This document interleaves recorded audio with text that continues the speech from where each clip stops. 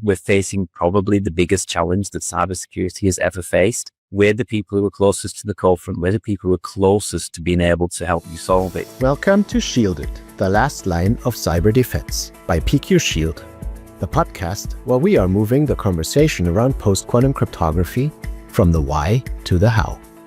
I'm Jo Lintzen, your host, and I'm here to guide you through the challenges, innovations, and solutions that will help your organization stay secure in the quantum era.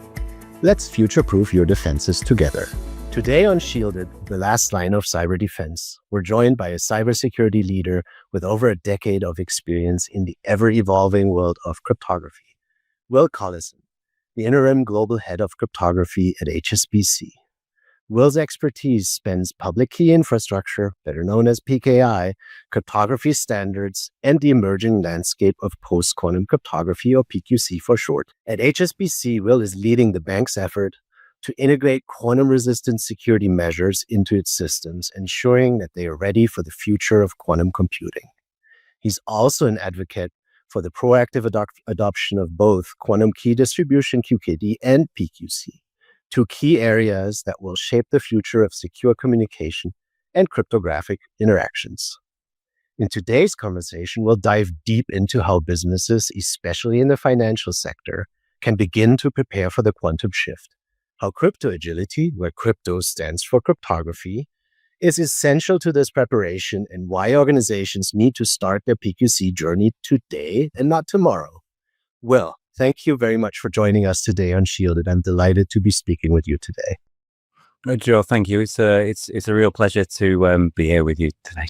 Now, Will, if I'm quoting you right, I think your mantra is start now, measure as you go.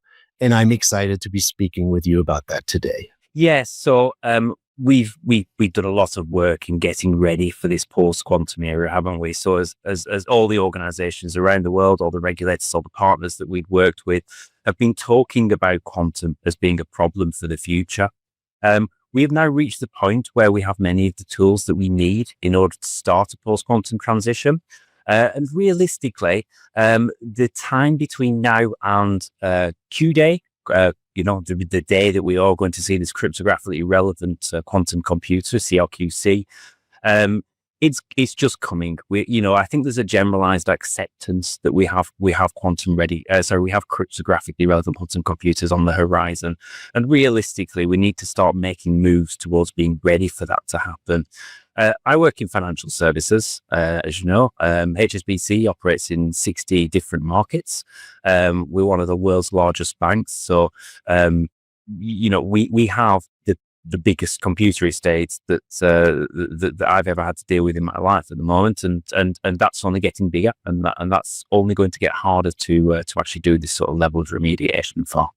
So a lot of infrastructure, and of course, migrating towards PQC is mostly about updating existing infrastructure and then, potentially adding some new infrastructure.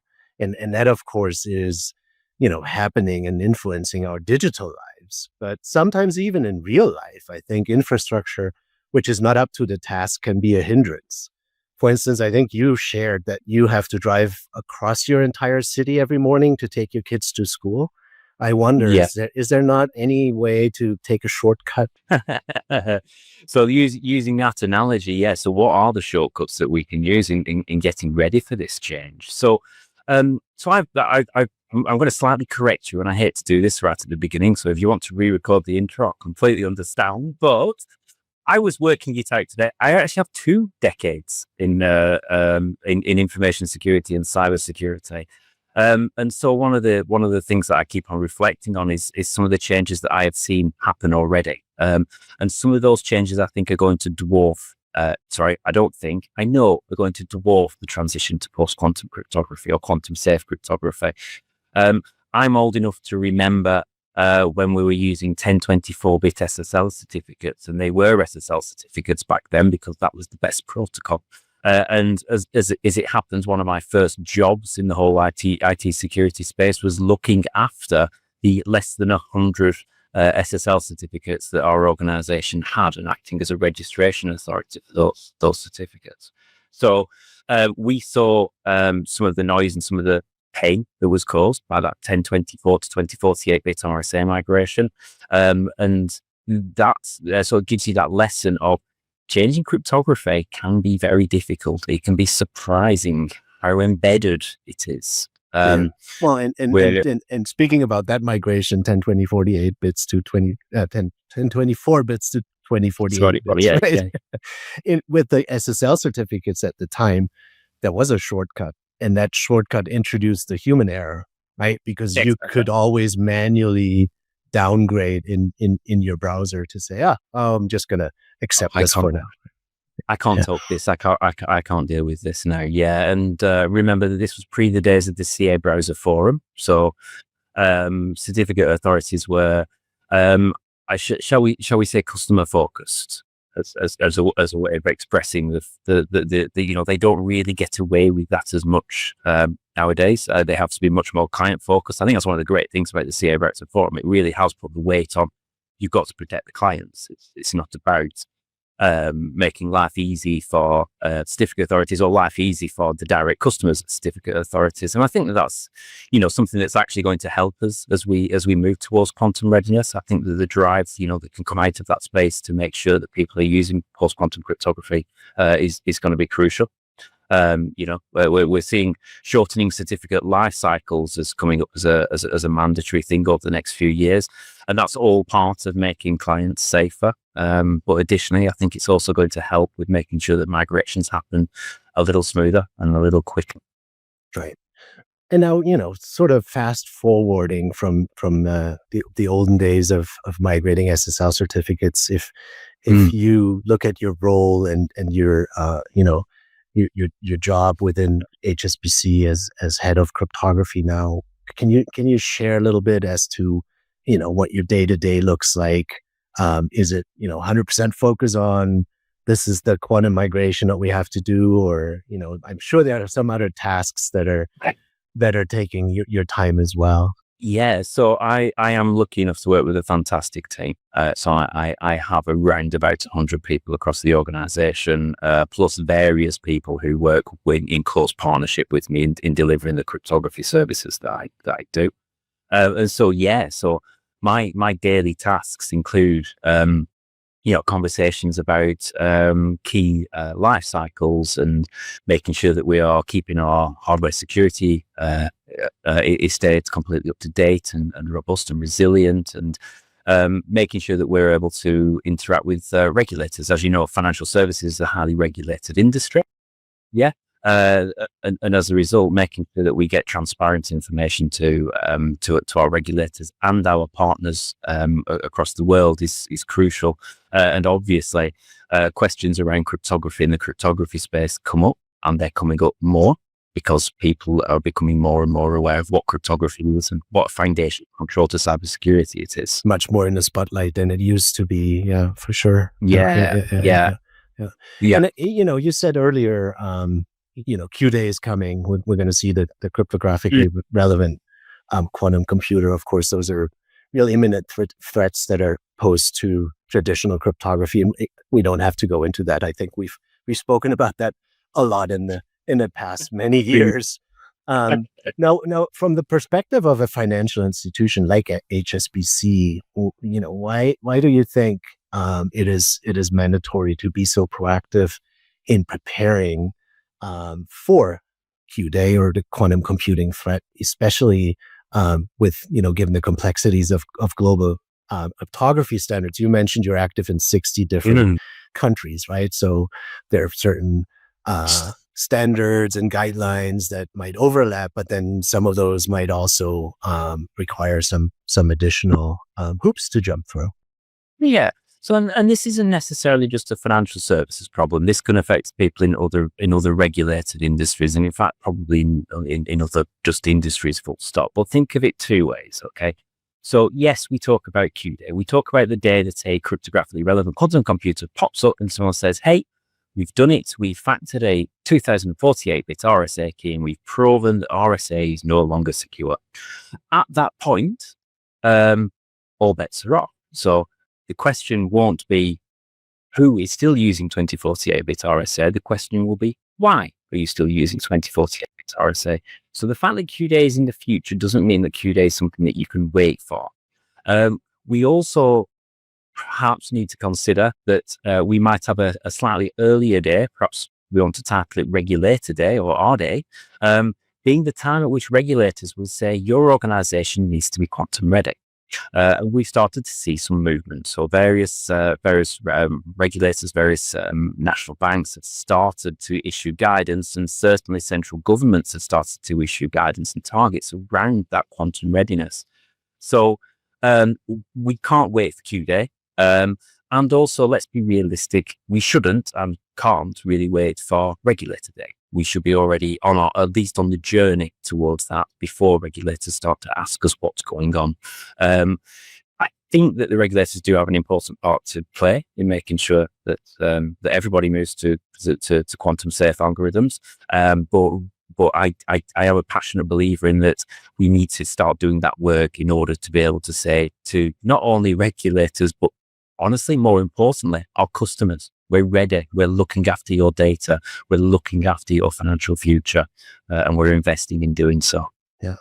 Well, since you're bringing up the global timelines, and I think just over the last couple of weeks, there were new timelines and guidance documents issued by NCSC in the UK, EU, Canada just came out yesterday, or a few days ago. And they all sort of seem to align around that 2030, 2035 time window for, critical infrastructure first, and then less critical, but still critical. Right? And I think, and that's also something that you've spoken about in the past, more than once, I want to say. Of course, there is, the technology aspect to the PQC migration, but then for many organizations, and I envision that was the case for HSBC as well. It's also a case of changing mindsets and getting C-level buy-in, right? Yeah. Given that you're leading the charge, maybe you can give some insights on how you've approached the leadership buy-in as you advocated, and certainly keep advocating for that migration within your organization.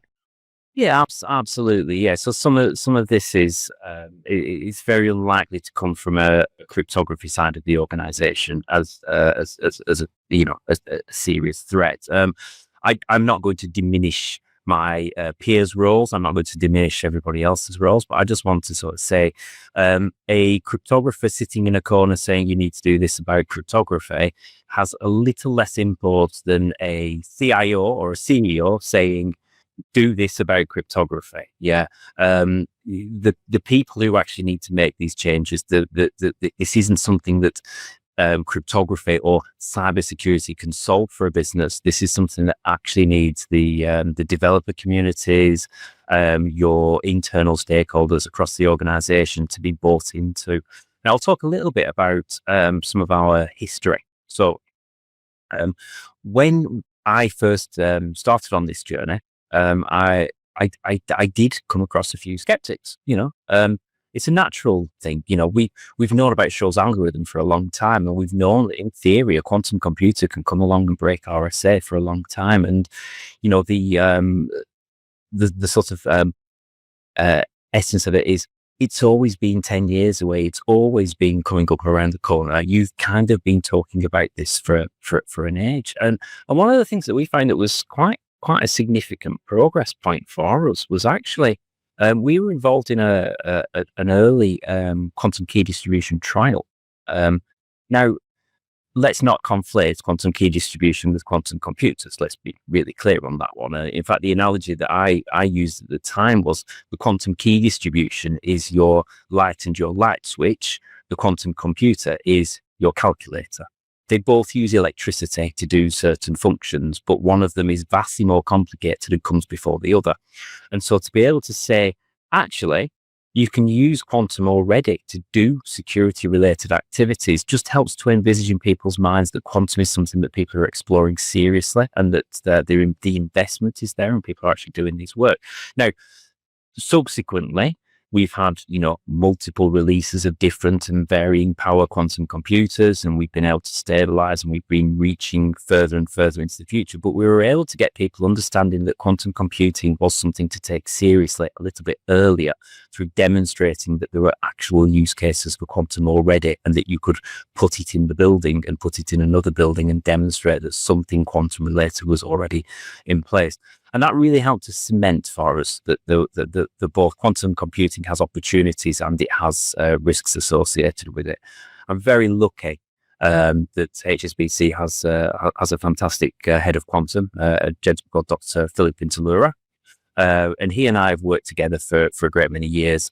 He has a fantastic team around him of quantum scientists, and they are looking at both things. So they are looking at, can we use quantum computers as a business to do business applications, but also when we're talking about quantum computers, how do we get ready for a quantum safe future? How do we get ready for quantum cybersecurity? And so he and I have worked very closely together for several years now, and we've both been able to reinforce each other's message. So he's able to make advances, and he's able to talk about the promise of quantum computers, but with a mind on, actually, there are risks associated with them. And I'm able to say, well, actually, you don't think quantum computers are coming in the near horizon. Go and talk to Phil and go and find out about what he's doing in that space. And that really helps to gel that message. So realistically, a lot of our senior leaders on our organization are aware of it, cognizant of it, and ready to deliver the messages that we need to deliver. So we are in a good position. Yeah. And I think you raise a quite important point that is, I think to a big part educational, right? Because oftentimes when you start talking about quantum, you trigger some specific thoughts in people's mind. And like you said, they might immediately jump to, oh, that's quantum computing. That's 10 years away. Yeah. Or, completely different bucket. They might think, oh, QKD, yeah, we've had some experiments, but really we're not quite there yet. Or, PQC is like, okay, this has been advanced to a degree that we now have global standards, and they're trickling through, IETF and NETC and ISO and other organizations adopting those new algorithms being available. That, even though all are separate things, right? And you can talk about the benefits that quantum computing is going to bring, but if you're a cryptographer or you work anywhere near to key management, you're immediately going to want to start talking about the threats that come with it, right? Yeah.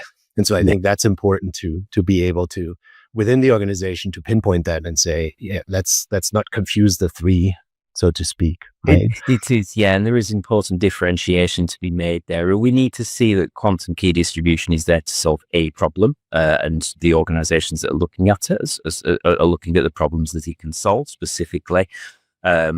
At the moment, things like data center to data center links, this is not something that you're going to have in your mobile phone protecting you from a quantum future. This is something that's going to be collecting some of the backbones of the internet and the backbones of companies' networks. And you need to see that PQC, it also has to be done on PQC. I would argue is the more important thing to do. And I don't diminish QKD in that space. I'm saying that everybody needs to do PQC. Some people can take advantages of the specific functionalities that QKD is able to offer in sort of those high assurance or high security networks. And so being able to help people to understand that these are similar related technologies and solutions to the same problem, but solving different aspects of the same problem.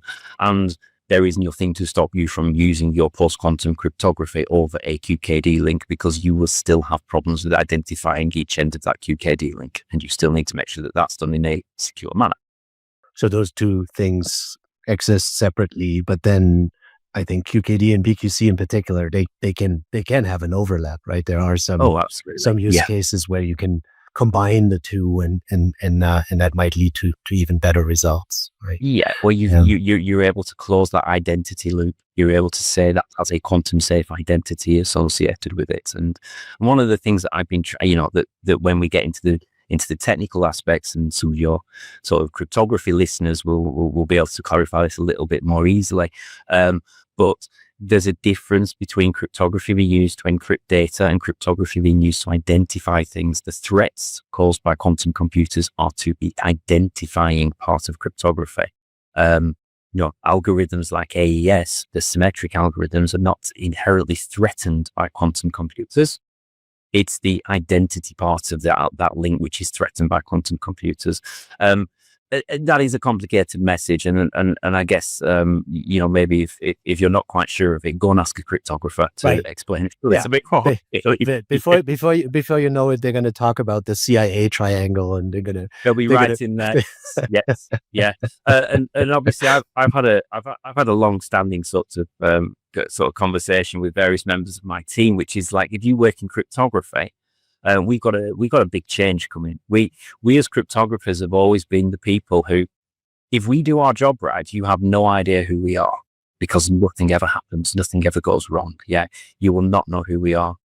All of us cryptographers have now got a job to start saying, actually, I do need you to know who I am. I do need you to do things that I'm asking you to do. We're facing probably the biggest challenge that cybersecurity has ever faced. We're the people who are closest to the cold front. We're the people who are closest to being able to help you solve it. So please do listen. Please do go and ask a cryptographer if there's anything that sort of particularly piques your interest on this in this discussion. Yeah, so that's very actionable advice, I think, for organizations that are still somewhat on the fence. If you're a cryptographer, go and find your voice and have that conversation with your executive management. And maybe you don't have to start with a QKD pilot, because others already done it, so you can learn from the results from those early projects. So besides what we've been talking about, differentiating between QKD and PQC and quantum computing, do you see any other common misconceptions that exist with business leaders in regards to post-quantum security, PQC migration? And maybe you can share some thoughts on how to address those. Yeah, no, I don't want to accuse people of having misconceptions, because I think people genuinely come from a point of information, and they won't necessarily these. I'm not accusing people of ignorance of this state. I'm certainly willing to say that cryptography hasn't been an exciting topic, and for many people it remains not an exciting topic. But there are certain things that I think that people can be helped to understand. So this isn't a it will patch itself out problem, i.e., yes, 100%. Let's be absolutely clear. I'm never going to go on the record and say no, you don't need to patch stuff. I'm going to be absolutely clear on the record and say, yes, you should be patching your system, and you should be making them up to date and keeping them up to date. That's just basic cybersecurity hygiene. But additionally, look at what the estate looks like. Look at what your dependencies are, and so I guess that maybe there's a misconception in that this will solve itself if we just wait, and if we just we focus in on the patching it up, so on. It has to be done as a holistic estate thing. So remember that this isn't just HSBC. Organizations depend on third parties. You have connections to other third parties. There's not two ways about it. Are those third parties ready to take your quantum medicine or your post-quantum safety medicine and be able to to actually connect to you in a quantum safe manner? And that's going to be important, and that is going to involve asking them. It's going to involve finding out what their quantum readiness situation is, what their position on it is.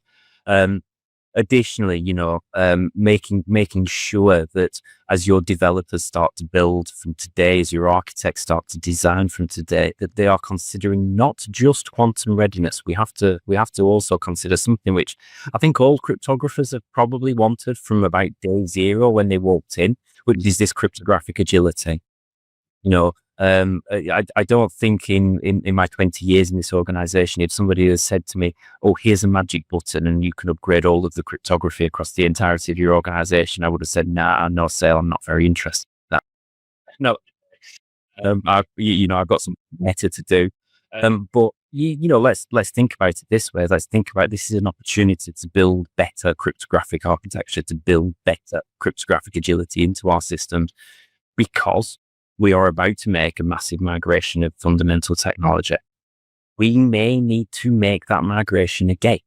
We don't yet know for certain that these post-quantum algorithms, quantum-safe algorithms, are indefinitely going to be perfect. In fact, I think because of the nature of where cryptography works and because of the way that we say, hey, here's an algorithm, everybody, here's all the details. We don't keep algorithms secret. Please, please, please do, for just academic purposes, attack them, go work out what's wrong. I think that's one of the, I think also that's one of the greatest things about cryptography. It's the only place where you say, hey, this is secure. By the way, we'd like you to prove it's secure by having all your smartest people in the field. Please, not just for kudos, just go away and try and break them, do it. And we obviously, we saw examples of that recently, and we continue to see examples of that. But having agility and the ability to say, right, okay, well, actually, congratulations to the person who has broken this algorithm. Great. Now I can go away and press my button and go and change it. That is a very complicated thing to engineer. I'm vastly oversimplifying. Yeah, congratulations to the person who hopefully has only cracked the implementation of said algorithm, right? Yes, exactly. Yeah. But then also, I think there's two additional things that I want to pick up on that you said. To me, it sounds like the challenge is really twofold. Like you have sort of an internal challenge where you need to migrate your systems and upgrade, and ideally work with the concept of cryptographic agility. But then you also have to manage your external dependencies, and those external dependencies are certainly, well, one, it's your digital supply chain, it's your vendors, right, that are providing you with your firewalls, your switches, your routers, your cloud services. So you need to have that conversation in that direction. But then, like you said, also towards, your service partners and your end users in the end as well, that infrastructure needs to be up to par. So communication can happen in a mutually, quantum safe manner. And oftentimes I think when we speak about misconceptions, and I don't know if that's an experience that you share as well, but oftentimes we get involved in those projects where, an organization has run their key inventory and their key discovery, and they get the results, and then they have this so what moment, right? They go like, oh, so now we have this big Chinese menu of all things crypto. Now what do we do, right? And I think early on you said, look at your risk profile, look at your long-lived data, and see if you can start from there. So how did you within HSBC identify sort of the most crucial use cases, like where to start with all of this, right? Yeah, so I mean, every organization should and probably will have something where they categorize what is really important to our business. Now, there are some interesting things, and again, this isn't, I don't think, a peculiar to HSBC problem or a peculiar to HSBC thing, but certainly in the technology world, you find that a lot of your most important services are also the ones you're a little bit more terrified of touching and changing. That's not an uncommon problem, but we're all in that boat together. Okay. You do get people saying, oh, well, there's all these legacy systems to fix. And I sort of challenge that sometimes. I say, well, if it's a legacy system, are you suggesting that we don't need it anymore? Or are you suggesting that actually what it is something which is critical to the functioning of your business? Potentially, it sits there making revenue in some way. Or it's critical to your customers or your partners, and therefore it's not that it's legacy because it's been around for a long time and you're scared of touching it. It's important to your business and you're cautious about what you do with it. Those ones are likely to be the most challenging to fix. Let's be realistic, So a lot of those ones there are services in your organization where the tolerance for an outage isn't going to extend the same way. I think you and I, Joe, we're probably both old enough, and probably quite a few listeners will be old enough to remember the days when internet sites used to occasionally go down for the weekend whilst being upgraded. And would anybody like to speculate the last time that happened, that an internet just said, we're planning on taking our internet site off for a few hours this weekend as we patch a server? That sort of thing hasn't had. Yeah, good luck with what your business looks like on the Monday when you get back from doing that, to say. But and obviously we built, that has been built around. But we just need to be aware that some of our most important systems might also prove to be some of our most difficult to upgrade, and we need to focus on those. Yeah. Additionally, the internet-facing stuff. If we're talking about, when we talk about quantum safe, I tend to come at it from a few different angles. Do we realistically think that there is an attack coming from some attacker with a quantum computer that they haven't told us about? It's not impossible. Okay. Let's protect the stuff that they would attack if they had that. Think about what would an attacker do if they had access to a 1 million qubit quantum computer that they had managed to secrete in a bunker somewhere and not tell anybody about. Try and work on those things as well. Yeah, very good point. And I like your distinction of the two types of legacy systems. I think that's a great way to look at it. And let's not talk about hard-coded cryptographic keys in mainframes, because that would take too much time, I suppose.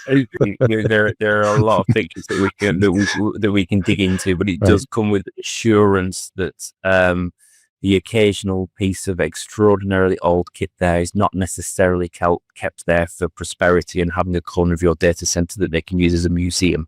It could be that you need to approach it very carefully, work out what you need to do to modernize it. Because it falls into the class of revenue generating legacy systems, right? Yes.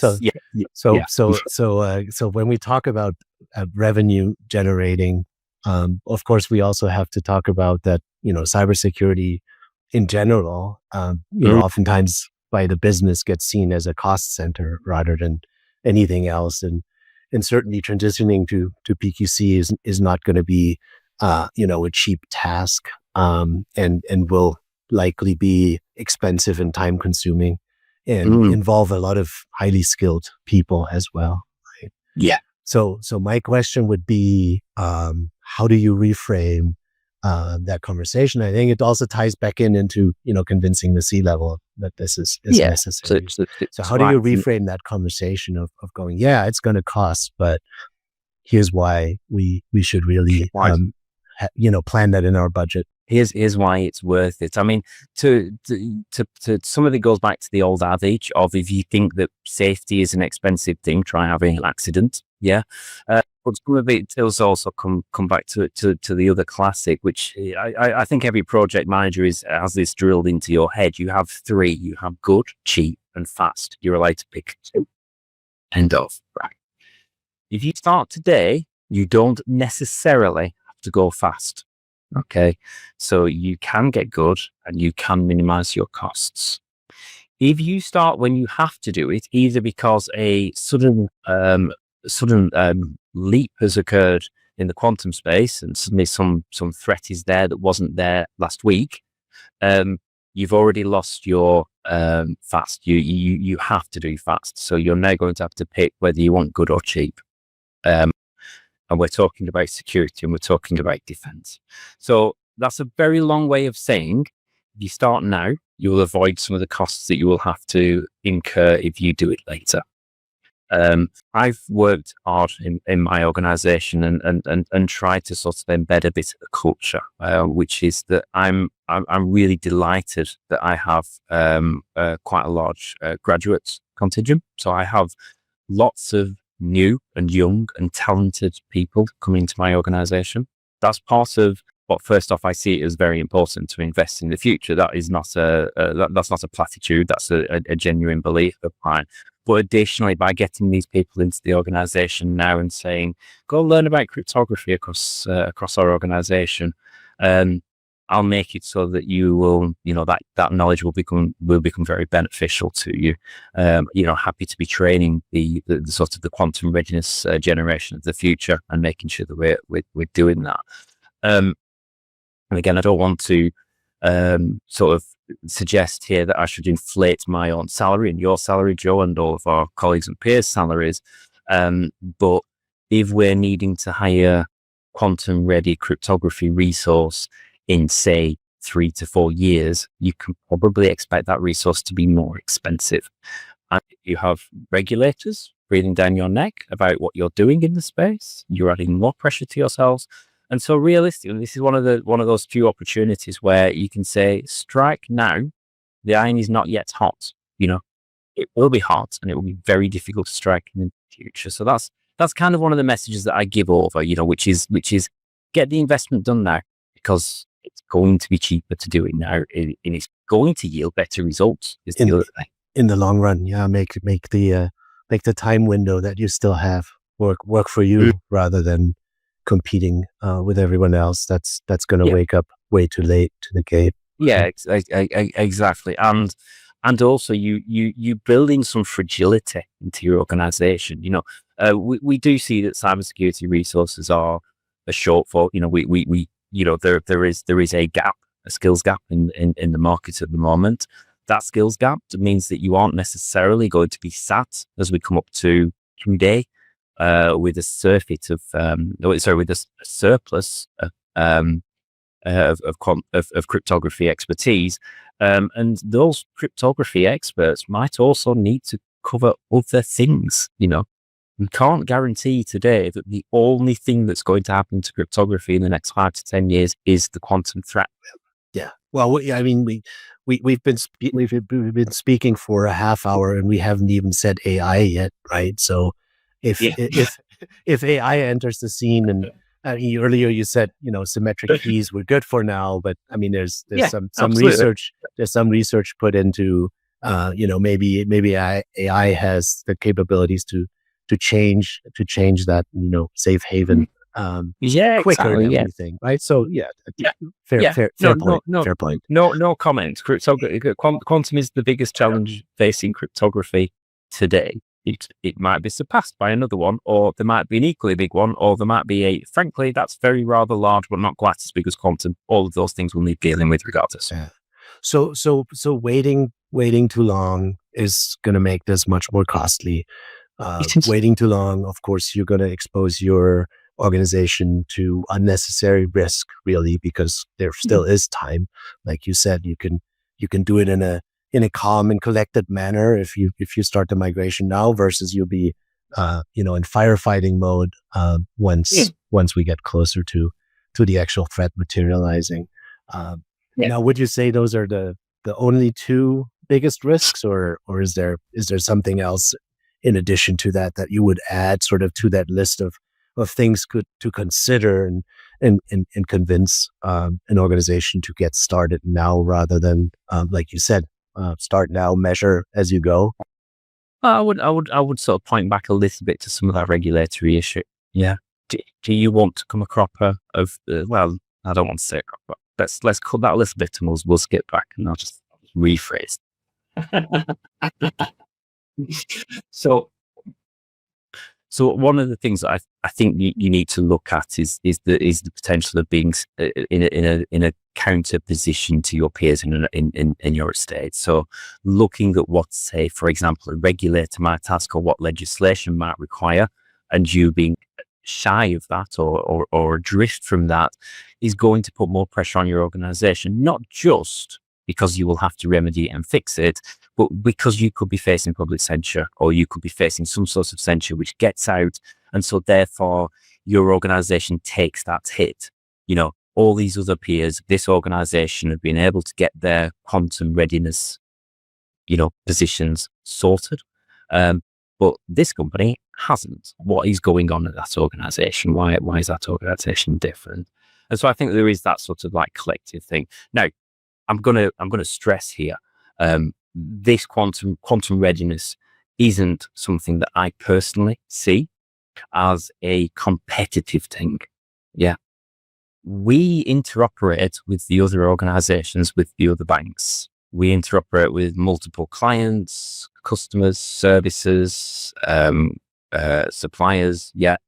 This is something that the whole of the industry needs to take on. And so therefore, being open and being transparent to about what's being done, and also partnering with other organizations is very much a key direction here. We all have to learn together about quantum readiness. It isn't something that is going to be served well by using sort of elbows too much. Using elbows too much. Yes. I think the collaboration efforts that are ongoing in the industry with FSISEC putting out papers and recommendations. Europol, I think, is quite active as well in that space, with participation from financial service organizations, but then also vendors in that space to create that open forum, like you said, to be able to collaborate and learn about this together, right? So there's some excellent collaboration that's going on in the space, and long may that continue. So making sure that we digest what comes out of that and contribute to making sure that we continue with our partnerships. So making sure that we actually talk to other people and do things like come on podcasts, which hopefully mean that the message gets out that we're ready to collaborate, we're ready to work on this, and we've all got this same mission, and we probably have some of the same headaches. So if at least the very least that we can supply is a sympathetic ear, then that's a start. But actually, solutions to problems are what's the forthcoming as well. So for our folks that have been listening to our podcast and would like to get in touch, would like to learn more, can't get enough of your information and insights on post-quantum cryptography and migrating a, like you said, quite large organization. Where can they find you? Where can they follow your work? HSBC as an organization.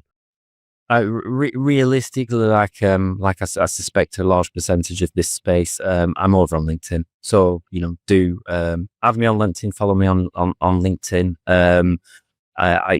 Connection requests I do tend to update on a sort of a once a month basis and run through. So please don't think that if you've asked to connect with me, I'm ignoring you. I just get quite a lot. So sorry, can we cut that last little bit? Let's just start again with me saying, I'm on LinkedIn. Just add me on LinkedIn if you need to, if you want to talk to me about this any further. Perfect. Yeah, that's great. And then I suppose since we're getting towards the end of this wonderful conversation, any final pieces of advice you would give businesses that maybe haven't started yet, maybe are still sitting on the fence? Is like, what's that one thing to get them going? Well, I guess if I'm going to give a piece of advice, I'm going to give it in 2 words, which I think you probably predict are coming. Start now. It's going to look a lot more expensive and a lot more painful in 5 years. Now, if your sort of mindset is, well, actually, maybe in 5 years, I won't be with this organization. I'll be with a different organization. Okay, that's fine, but you'll have to do it there instead. And somebody at the previous organization will be cursing your name and everything that you've ever done. It's little more than 2 words, but very good advice. Perfect. It's going to, it is, and I make no apologies for this. It is going to get harder. If you start now, this is probably the easiest place to get on board with it. So the algorithms were published by NIST last year. So the actual technology, the actual capabilities to do it exists, and so therefore you should be starting now and measuring as you go on. I think it's critical that you're aware of what your posture is, and ideally can state that pretty quickly to your senior stakeholders, your clients, your customers, your partners, and everyone else with your business. Great. Well, Will, it's been great talking to you. Thanks for sharing your expertise, and I'm looking forward to speaking again next time. Oh, thank you so much for having me, Joe. Really appreciate it. Thank you. All right. Thanks. Bye. The quantum era is already here. With the right tools, the right knowledge, and the right mindset, together we can face it head on. To find out more about PQ Shield and how our cutting-edge solutions can help you secure your data against the quantum threat, visit pqshield.com. Make sure to search for Shielded, the last line of cyber defense in Apple Podcasts, Spotify, or anywhere else you get your podcasts. Don't forget to click subscribe so you never miss an episode. On behalf of the team here at PQ Shield, thanks for listening.